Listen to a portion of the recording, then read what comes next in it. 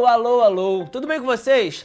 Olha, existem muitos casos que são noticiados pela imprensa, mas não cabem piadas ou brincadeiras. E o Segue o Fio de hoje é um deles. Vocês já devem ter ouvido falar, mas eu vou tentar resumir de uma forma simples. Uma criança de 11 anos foi estuprada no início do ano, quando ainda tinha 10 anos, e engravidou. Junto da mãe, essa criança foi a um hospital em Florianópolis para realizar um aborto. Só que o hospital se recusou a fazer o procedimento.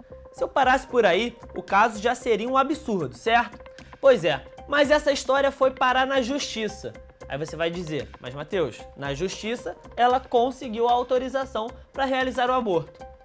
Não é bem assim não. Na audiência, a juíza Joana Ribeiro determinou que a criança continuasse com a gestação por mais 1 ou 2 semanas, mesmo sabendo que ela tinha sido estuprada. A decisão da juíza determinava ainda que a criança tinha que ser levada para um abrigo e não para a casa da mãe dela. Você pode se perguntar, mas Matheus, por que o aborto foi evitado? Ela não tinha esse direito?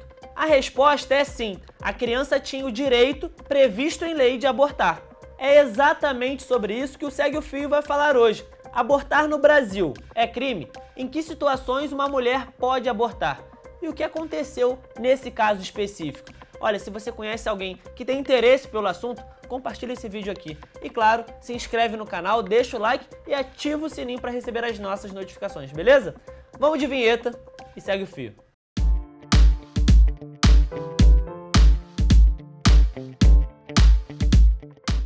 Essa história ganhou repercussão nas redes sociais. A hashtag Criança Não É Mãe tomou a internet desde que o caso foi divulgado. Isso porque a Justiça e a Promotoria pediram para a criança manter a gestação por mais 1 ou 2 semanas e assim dar uma sobrevida ao feto.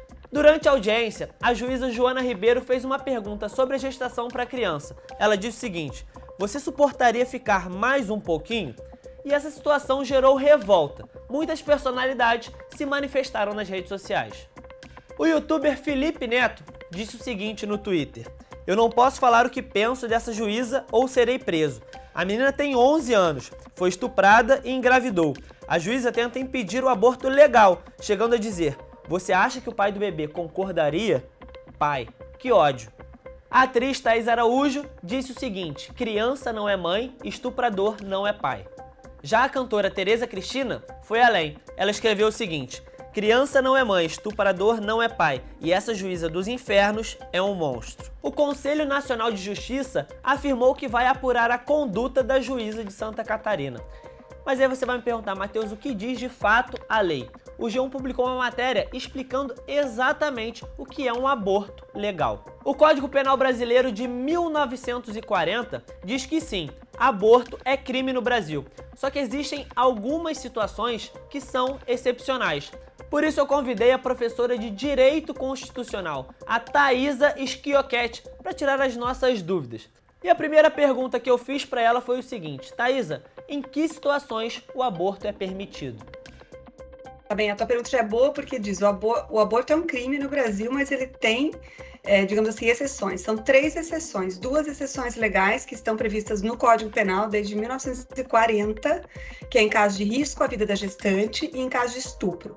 Essas são as 2 previsões legais. Uma terceira previsão que não é legal, mas é jurídica, digamos assim, porque foi o STF que reconheceu em 2012, então bastante tempo depois, né? É em casos de anencefalia. Toda vez que uma mulher sofre uma violência sexual, existe uma dúvida. Será que ela precisa comprovar que foi estuprada para realizar um aborto? E eu perguntei para a Thaisa. Então, ela não precisa de nenhum documento, né? A lei não exige, na verdade, assim, o problema é que a lei não fala muito, né? Ela só permite, nesses casos, a interrupção da gestação, mas ela não regulamenta, que a gente vai ter outras normativas. Essas normativas não exigem nem boletim de ocorrência, não exigem autorização judicial, não exigem nada. A única coisa é a palavra, digamos, da mulher que sofreu a violência. Ela vai ter que relatar o que aconteceu no hospital. Isso de fato.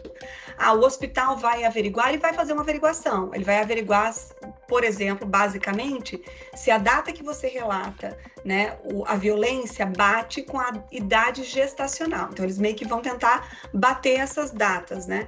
O que às vezes é super complicado, viu, Matheus? Porque nem sempre as mulheres lembram exatamente quando foi a violência, né? Sobretudo se são violências, às vezes, recorrentes, assim. Então, você não tem uma data exata, você não sabe exatamente quando aconteceu, né? Tem casos que sim, você sabe, foi no dia tal, eu estava na rua e aconteceu isso.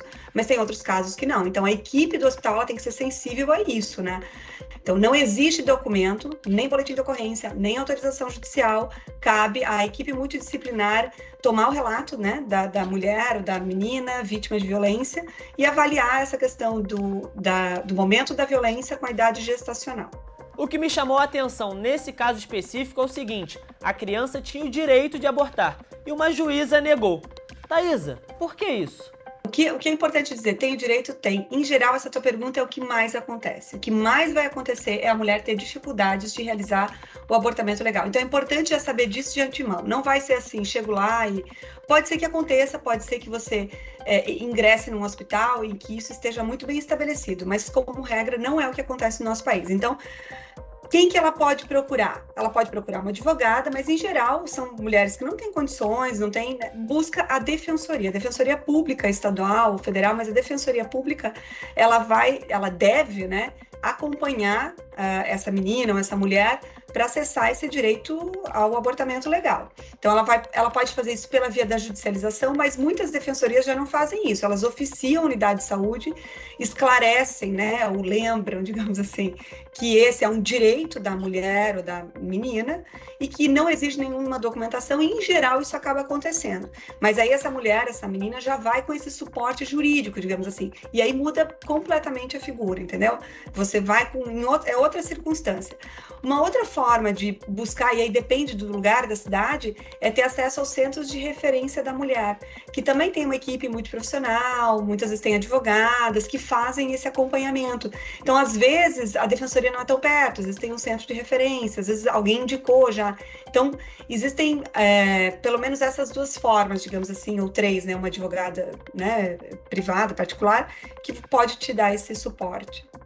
Apesar de ser previsto em lei, o aborto legal nem sempre é simples de ser feito. E um último aviso: se você tiver o seu direito de abortar ou sabe de algum caso semelhante, seja por um hospital ou na justiça, você deve procurar a Defensoria Pública. Olha, o G1 tem diversas matérias explicando os detalhes dessa história. Se você ficou curioso, vai lá, g1.com.br. Eu fico aqui, mas volto no próximo Segue o Fio. Fui!